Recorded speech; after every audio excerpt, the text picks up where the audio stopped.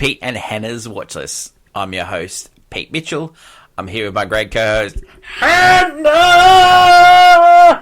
Hello, people. Hannah, we're here today for We Interrupt Regular Programming, our TV podcast. And it's great to have you on the show. Thanks for having me. Permanently. Well, until okay. House of Dragon's over. Yeah. On today's show, we're going to talk about House of Dragon, Yes. episode 2. Mm-hmm. And we're also going to take a look at The Boys, Yep. Acolyte, Yep. Presumed Innocent, and also Dark Matter. Mm-hmm. But you're also going to review the last episode of Doctor Who for this season. Yeah. And you're also going to talk about Bridgerton Part 2. Oh, yeah. So, jam-packed episode happen. of We Interrupt Regular Programming. But before we begin, let us tell the viewers and the listeners what they should do. Well, could you please leave a like and subscribe to the channel. Subscribe. Leave a comment down below, any of your feedback, good or bad. What TV shows you're watching? What's your favourite dragon? Yeah, or do you have a favourite dragon? There's some cool ones. I think my favourite is one we've never seen, Cannibal. 'Cause Sure. he eats other dragons. Well, that's great. Hit the notification button and you'll get great content like this one. Mm-hmm. On the channel this week, we have What's Next, the show where we help you figure out what to watch next, and Despicable Me 4. Yes. Movie news this week, and it is clickbait headlines, and this week's clickbait is going to be cinema screens and sound. Yeah. In our continual look at cinema experience. It's an interesting one. And then we have AFI Top 100 this week, which is Saving Private Ryan. Oh, gotta save. Movie number 71. Yeah, depression. Wow. Also, just to let you know, we had our movie draft a couple of weeks ago, and the winner of that draft was me. Well, lucky you. Which, by the way, weirdest picks alive you did pick. No, I did not. I picked great movies. I know, but I meant you didn't pick the obvious choices. And that's what... And fans loved it. Yeah. So, this week on Movie News, I'll be announcing the new draft that we're doing. I'm interested to hear. Yeah, it should be good. And plus, we'll have the usual stuff of Blockbuster and Championship Belt Holder, which is movie 1991. Oh, wow, yeah. Wow.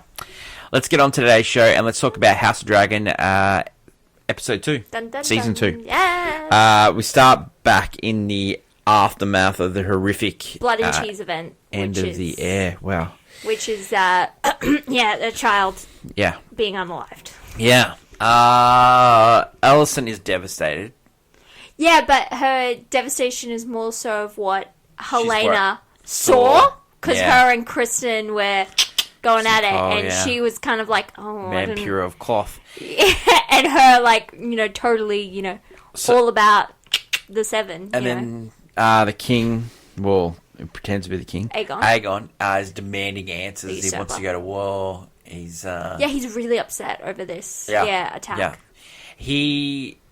so Otto comes up with this great idea where Alicent and Helena are going to go through the streets with the sun. Parade the body. It doesn't go well. No, but it works in a sense that... It works for them, but it doesn't really go well. It doesn't go with the head. And no one's really a fan of it either. Like, no one's a fan. Aegon is completely like, I don't want to do that to my son. Yeah. And it's weird. He actually showed a good there's some parenting humanity skills there, so it's really weird. He loses it pretty quickly because Helena gives him a look later in this episode, and he just walks away from her. Like, but the two have never had that great of a relationship. That's so true. Let's just be. That's true. They're brother and sister. No one in the entirety of the Green family has a good relationship. It's the real facts. Okay, so Helena didn't want anything to do with it. Alison didn't want anything to do with it really, but they just do it. And then, so they started getting a little bit of kudos in the realm. Some families started coming across to them. The small folk start to see, that because they're blaming Rhaenyra for the attack, and so they're calling her a monster. So basically, the next scene you see Team Black, and they are like she's asking for answers. Like, I would never do that. No, she really believes Helena's innocent, and she would never do that because she knows 100%. What it's like to lose a son. Yeah. She would never do that, and shows she's the most compassionate. I would say 100%. Most compassionate being in the entire show. So everyone doesn't believe her, and then we get the scene with her and Daemon. And can I just say, before that scene, they're sitting at the table. David is giving the eyes like, I totally did it. I said just kill anyone. Just take blood. Whoops! Okay, let's talk about that scene where Rhaenyra says to Daemon, "I don't trust you," and that's what literally the whole thing comes down to. It comes down to trust. And he like is like, if I had the crown, I gave it to you, you know, kind of thing. Yeah. And it's like, she's like, I don't trust you. Like, I knew getting into a marriage with you, I knew I would have to fight. I knew I couldn't trust you. And then he keeps bringing up his brother, and then she says, he didn't trust you. The reason why he didn't give you anything is, because he didn't trust you. He didn't trust, and that is such a hard thing for him to process. Everyone revisits history of the previous king in this episode. Otto was saying because he was so like a pacifist. Yeah, like anyone could like mold him into what they wanted him, which they did, and they did. And I think he was the glue holding everyone at bay because no one was doing anything until he died. Okay, so that scene, Matt Smith is brilliant. Brilliant. He is brilliant. Emma Darcy. She showed so much strength. They are so great. They are so amazing. She showed amazing strength when he came at her, and he's coming with full flight, and she stood there. And she stood there like the wall that she is. Wow, Emma Darcy. They're on the same pegging as actors. Like you can tell, Emma and Matt are the best actors in this show by far. Oh yeah, brilliant. Because that scene alone, it made every other scene in the whole show look silly in comparison. It does, because I think everyone's dealing with these like personal issues. Yeah. And like then coming together. Yeah. Whereas those two are definitely, it's an issue between them, very personal. And as soon as Daemon hears he's like got bad news, like someone's like questioning him, so he runs. Yeah, so he runs. He's on his dragon. We don't know where he went. And then Bella comes in and Rhaenyra says, I need you to protect King's Landing. Yeah, you're going to keep a watch. And then she says about her father, and he goes, he's doing what he wants to do. Yeah. So, yeah. It's great. Then we go back to Green, and we get Christian Cole being a jerk as usual. The biggest hypocrite who ever sat. I think he's becoming more hated Eric's than Joffrey got a little bit of dirt on his cape, and he's like, "How dare you sully the name of the Night's Guard?" That's meant to show our purity and all that jazz. Oh my! And then we get a real weird scene. Your boy acting so strange. Okay, so he's fully naked. I was like, where's Aemon? I need to, if I'm going with Green all this time, where's my Aemon? And then this is the scene I get, and it's a very in-your-face scene where he's in the brothel, in the streets, the street of Silk. Yeah, but he's in the arms of. But he's like a baby because he's deprived of the love he's always wanted from his mother, because his mother has never shown. Like, Alicent is not the greatest mother in the world. She was not. One, she lost her mother young. Not a great grandmother either. Raised by Otto Hightower. Yeah. And so her affection doesn't really correlate. Nah, the only affection she shows is to herself and Christian Cole. Yeah. And to her faith. To her faith. Oh yeah, to her faith. But so Aemon, and he even says to the woman, like, I picked on me. Oh. Well, no, he was like, I'd regret that. Yeah. He regrets it. He said it. And she said there's... you gotta be careful as a prince. You start wars. Yeah. You regret start wars. But then he's like, yeah, but they picked on me, so I don't really regret it. Like, come on. Hey. Look, as long as he says he regrets it, that's sympathy for my good old Aemon. Speaking of regrets, the king, so-called king, Aegon. Usurper. So they have, the person that did the crime, and they know he has they know he's, a rat catcher. So he just hung them all. Yeah, all the rat catchers. Just hung them all. And then the dog... And most of them were innocent. The dog that was kicked was just standing in front of the guy. And I was just like, wow. Even loyal to that end. Yeah. And, he had a little punk hair, the dog. Oh, man, cute little dog. It was like, so, dog. Cole sent Eric to kill Rhaenyra. Goaded him. And then, so, the king, Aegon hears about this, and he's like, oh, I like this. Otto storms in and goes, what have you done? You've wrecked all our... You wrecked all our... good faith that we had. Like, everyone was on your side. Now you've turned everyone against us. Because we're going to commit crimes, and we need them on our side. 100%. So... The smartest power players. So, Otto is fighting with his grandson. Christian Cole is also... Standing, just... You know, lapping up the great attention that he did for setting Eric. And then Aegon sacks... and Otto just takes the time to just go, you're feckless, you're a feckless. He's like, I love his like just rage of like, you know, I wish your father was still alive. And then this like sucks. he goes, and then so Otto starts leaving the building and he goes, you're dismissed. I'm like, what a jerk. Like, seriously. I mean, and then he gives the hand to Christian Cole, which is exactly what Cole wanted. Like, this is like, it works out so much. well. He went from like Rhaenyra's side piece to this. Allison's side piece. And then he's turned Allison down because he feels like he's made a mistake by getting involved with her because he's worried about his purity. He got in... And then we're back in. He's felt guilt. They're getting it on again. Guilt because he wasn't doing his job. Yeah. He was abed. Yeah. And so... Well, she bends over ready for him to go, and then he just walks out, and then she's in the bathtub. But then, after he's claimed his hand, she's mad at him, and then they're jumping each other's bones. Yeah, well, then they slap each other around a little bit, and then they forgive each other, and it's on again. And that's how the Greens are in. But the Blacks... back, you get Eric... fighting Eric. Yeah, Aaron. Yeah, the brothers. And this was a big fight, very emotional. Like. Can I just say, and also Rhaenyra was setting up Miss Sandy. What's her name? The Whisperers. Woman. She freed her. Gave her a freedom after they had a little chat, and I think she wants to bring her on, and if it works out. Everyone against. Yeah, well, it's pieces on the board, isn't it? That's what the whole thing is. Anyway. And then Eric has to kill Eric, and then Eric dies. Yeah, they both... It was kind of... Yeah, they couldn't... They were two souls, they were twins. And once he killed him, he had no life. It was just he had to do it. Yeah. Yeah. What did you think of this episode?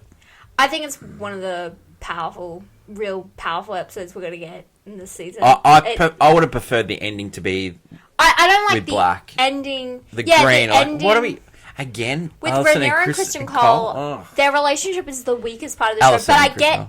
Allison, sorry. Yeah. Allison and Christian Cole, just because it's not... But I will say, they make you hate Christian Cole so much, in a good way, because we kind of you need that. In Game of Thrones, Joffrey, that kid, was the most hated. Now, I think Christian Cole could beat him for most hated. Yeah. The way he's going. Oh, my God. Man, hypocrites. Well, I will say this. The series is already better than the first. It's only been 2 episodes in. It is cool. This is because we're getting into the thick of it. It is really... I was very critical of when they made the jump from the 2 younger players into the 2 older players. I thought they could have held that off a little bit more. But now we're cooked. Now we are cooking. I love to know that the Damon's and Rhaenyra's relationship isn't... it wasn't always sunshine and roses. She knew from the start. Yeah, love it. Going in. All right. I like that. Yeah. Can't wait to talk about episode 3 next week. Next show we're going to talk about is episode 4 of The Boys. Oh my God. Yeah, The Boys. Wow. Okay. This one's a... Wow. Recap of this one. How do you? Okay, so last week we had the president creating that bill to get rid of superheroes in law enforcement and the army. And so he's taking that thing to the floor. Starlight is sort of involved and saying, yeah, she's like, I can make this work because we need to get rid of all. Homelander goes back to where he was tested on as a child. Yes, this is him kind of confronting his past. Yeah. This is... wow. You got Frenchie. Yeah, he's Frenchie lost finally control. Confronting his past. Yeah, he's lost control. You got Starlight coming out.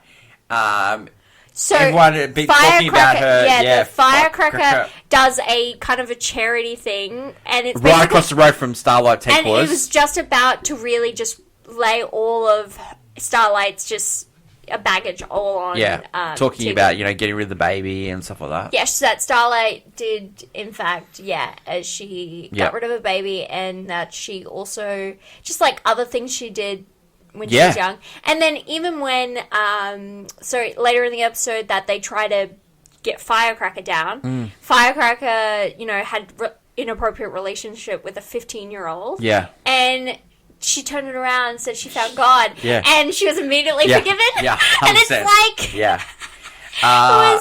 It's stuff like that it's like, well, of course. Kimiko and Huey. Because Huey needed muscle. Kimiko joined. Because he's trying to get the drug to save his dad. His dad is not doing well. He's brain dead, basically. Yeah.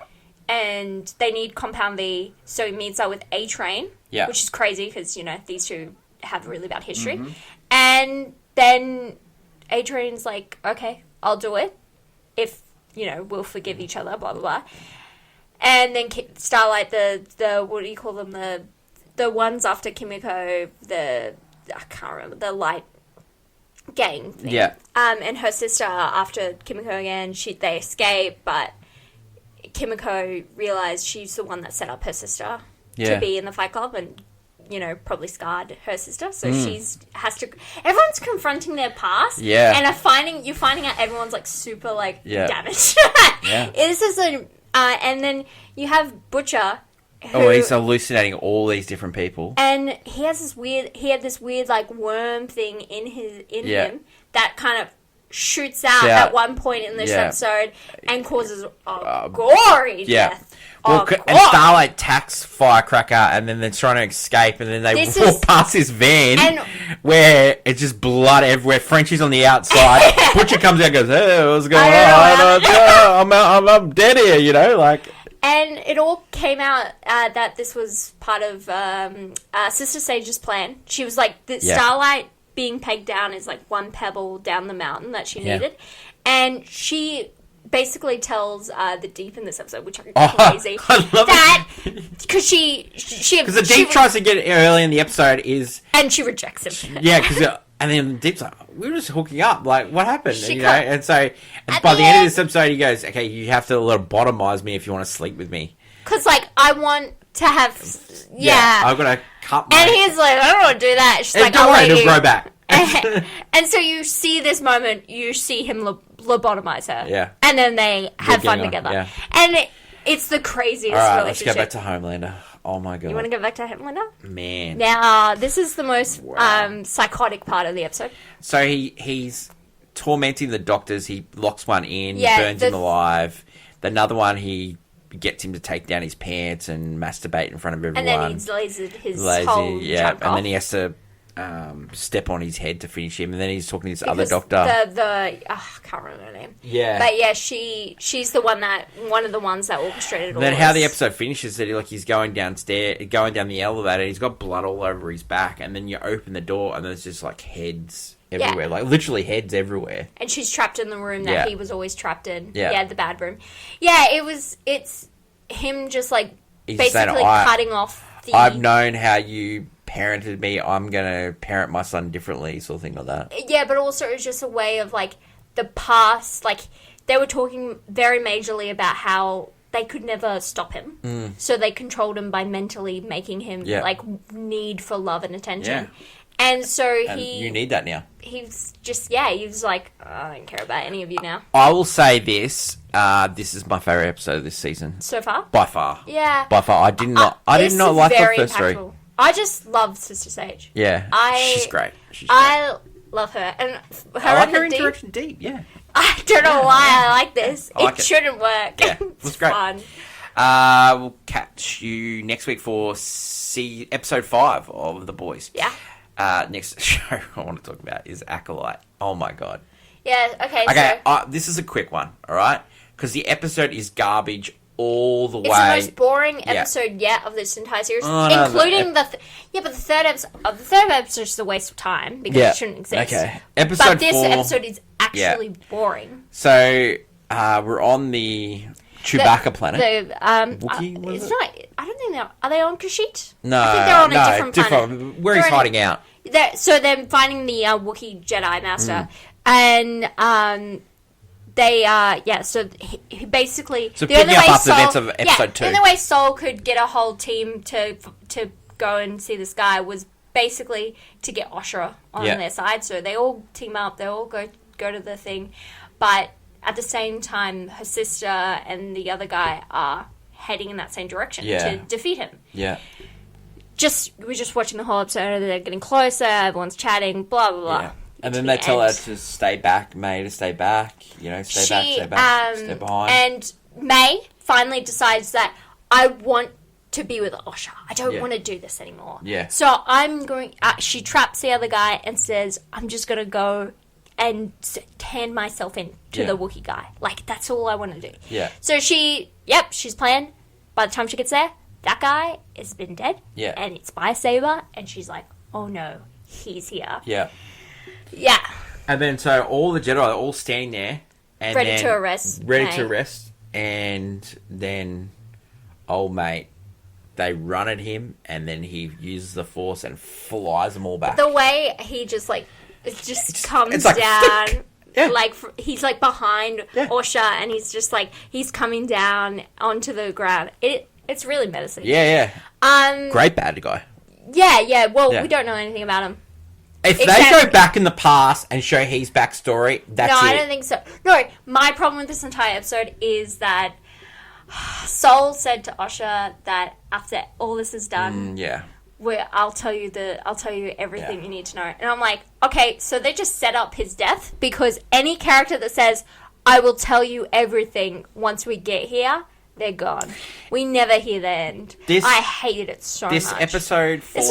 This episode falls into the Rogue One trap, where you get movie, and then the last 5 minutes is Darth Vader comes in and just goes absolutely sick, and then you go, that movie was great. No, it wasn't. No, it wasn't. It was Darth Vader coming in at 5. Yeah. So this guy comes in and just takes business. And if the start of the episode we go back to his past, I don't think so, because I want him. My theory is that the guy she was with this entire time, the goofy, the boss, that's him. Yeah, that's my theory, because it makes a lot of sense. Yeah. That's Acolyte too. Man, the hate for this show online is crazy. Because on our feeds, because we've watched it and we've talked about it, it comes up on our feed a lot. Everyone just wants to hate it. Everyone hates this show. I think everyone just wants a show to hate on. This is it. This is the hill. Disney, they make things people want to talk about. All right. Okay, so that's the communal part of the show. Now let's go one for one, talk about shows that we've watched independently. Yeah, I'll be quick. Okay, you go Doctor Who first. Oh, season finale. That's the worst one. Yeah. All right. So, big love for Doctor Who, especially this season. We get to the last episode, and basically the god, I cannot remember the actual title, but think of it as like the god of death, like Anubis kind of thing. That's what the thing looks like. It's taken Egyptian thing, the evil guy. And he was basically the fourth Doctor, the original fourth Doctor, I believe, was the one that banished him originally into the vortex of time so that he could go to his death and be gone.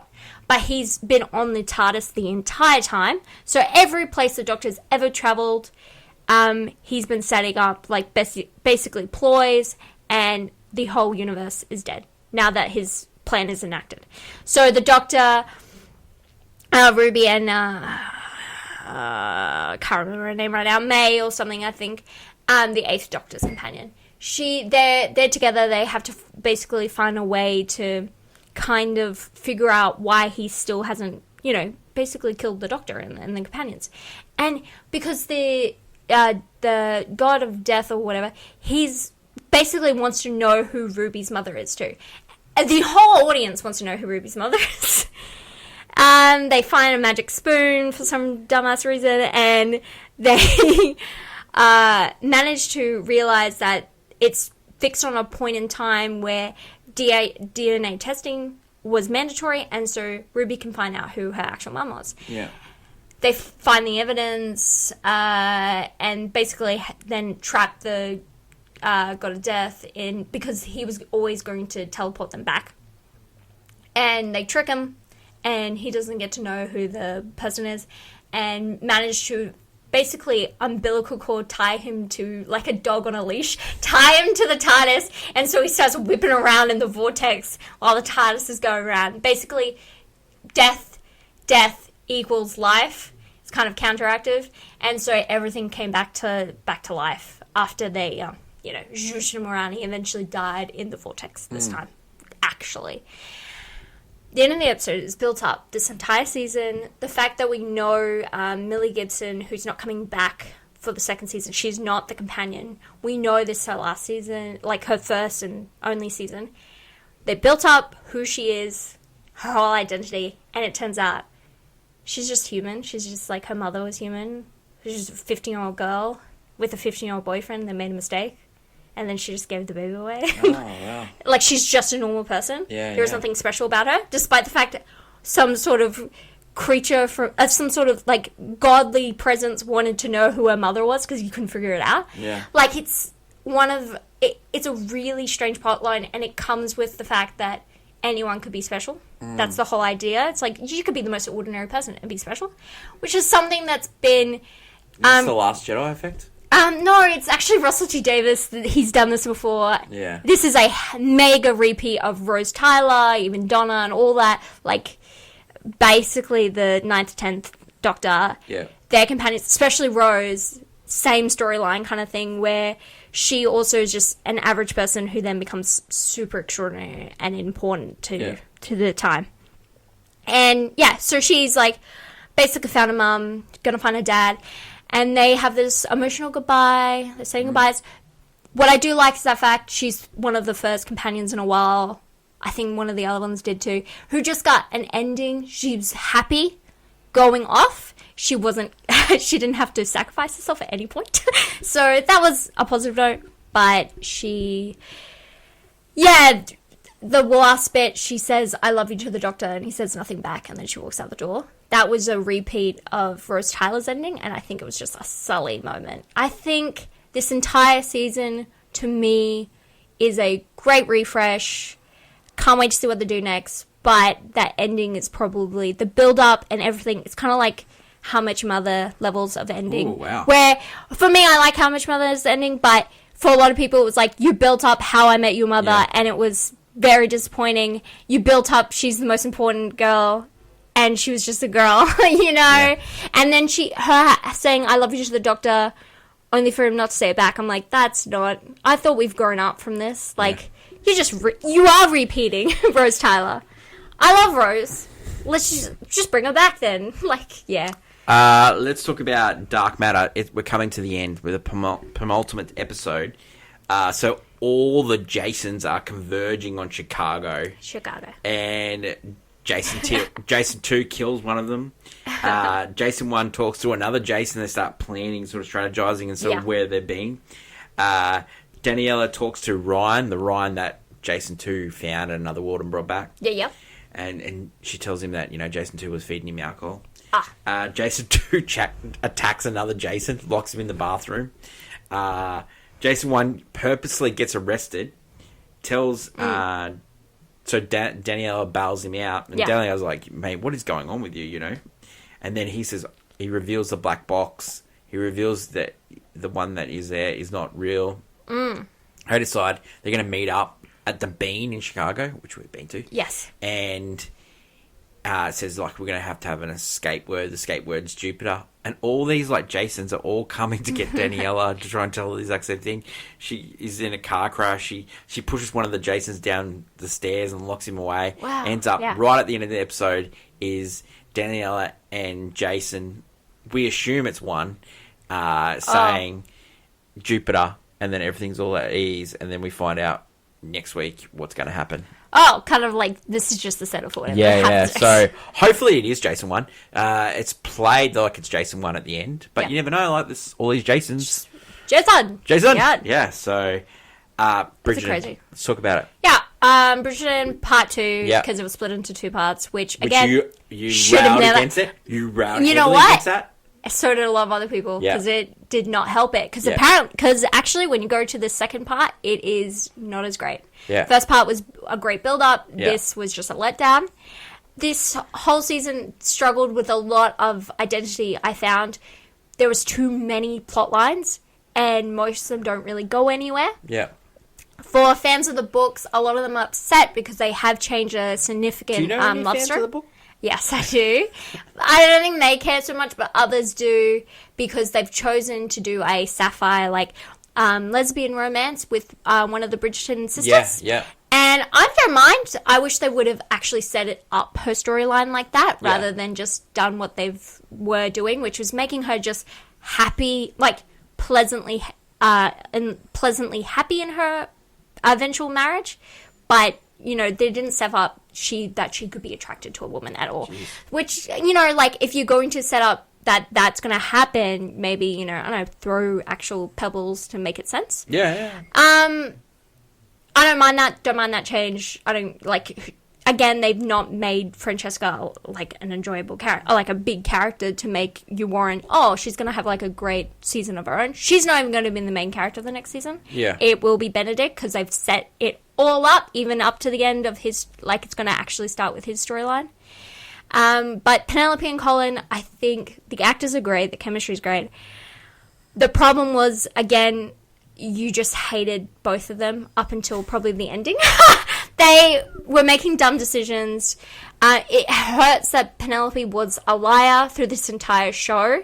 So when he finds out the truth, he's just distrust of her. He doesn't like her. Yeah. I think the most significant moment, the part I like the most, was the ending where Penelope kind of, actually makes good with her family. Mm-hmm. And then also I do like their wedding dance scene where there was a You Belong With Me instrumental, because the song makes sense for the two characters because it's been a friends to lovers. Yeah. But all in all, this whole season is kind of a big letdown from just season 2 and even the spin-off, which was really great, Queen Charlotte. It feels there's just a lot of disjointedness. They didn't understand, and they did not focus enough on Colin and Penelope. They should cut 2 or 3 storylines out of the entire show and really built on who they are, because even though, yes, we've seen them for 2 seasons, I don't know who they are. I really don't know Colin either. He changed himself this season. Yeah. Not just looks-wise, which he looks better, but it was more so just the way he acted like a human being. You kind of just lost when you get to the 3rd season of TV shows, they try and change paths because they're trying to reboot to try and get them to another season, Yeah. Number 1 normally sets up the number 2 really well, and then you get to number 2 and it's really hard. I understand that. 3, you're trying to invent new stories to get to 4. I think the problem with Bridgerton is that fact that it's a new story each time. Yeah. And they didn't make a new story with this one. They just continued stuff, and it was problematic. It just felt lackluster. Another 2 years, you get number 4. 2 years later, we'll get another season, and it will be a Cinderella-inspired love story. So it'll be nice to see that. Last show we're going to talk about today is Presumed Innocent on this huge jam-packed episode. Okay, so last week, how we finished was Rusty received a phone call. Yes. And it turns out the phone call says that they know that you were there on the night that Caroline got killed. So then Ray, his lawyer, has a dream that Rusty did kill Caroline. Oh, okay. Right? He tells his wife, and his wife goes, well, dreams sometimes come true. And I don't think that holds up. So Rusty goes to Roy and says, the guy on the phone has evidence of me meeting Caroline on the night. He says, I didn't even know that. He goes, we need to start talking some strategy here. He says, don't go. He's going to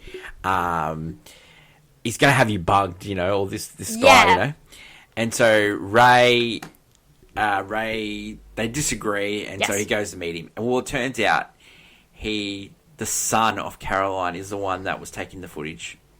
And he said he's already taken it to the cops. Oh, right. And he wants you to know that, why did you kill my mum and all this stuff like that.